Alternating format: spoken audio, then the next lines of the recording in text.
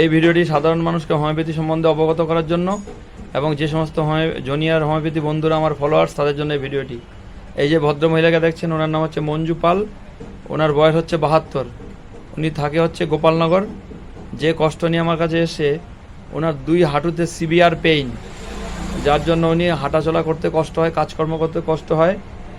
এইটা উনি ভুগছেন 7 থেকে 8 বছর ধরে।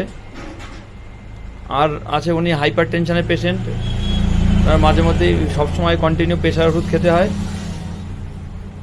আর আরেকটা প্রবলেম আছে, উনি প্রস্রাব চাপলে দেরি করতে পারে না, তাড়াতাড়ি ওনার যেতে হয়। ইনসিকিউরিটি আছে, কখনো 2-1 ফোঁটা হয়ে যায়।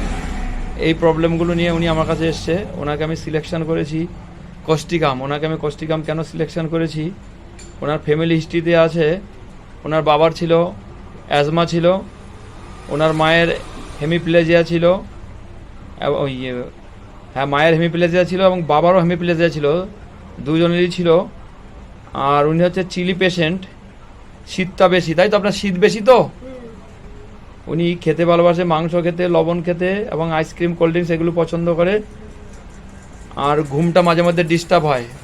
মাঝে মধ্যে কি বলেছেন, শুলে ঘুম আসতে চায় না, অনেক দেরি করে ঘুম আসে, এটা মাঝে মধ্যে হয়, তাই তো? আর জ্বর হলে, বিদ্যুৎ চমকালে কেমন ভয় লাগে আপনার? ঝড় হলে বিদ্যুৎ চমকালে তখন কি করেন? আর ছেলে মেয়েদের কি করেন? ডেকে তুলেন আগে ঘরে, তাই তো? কুকুর দেখলে ভয় পান?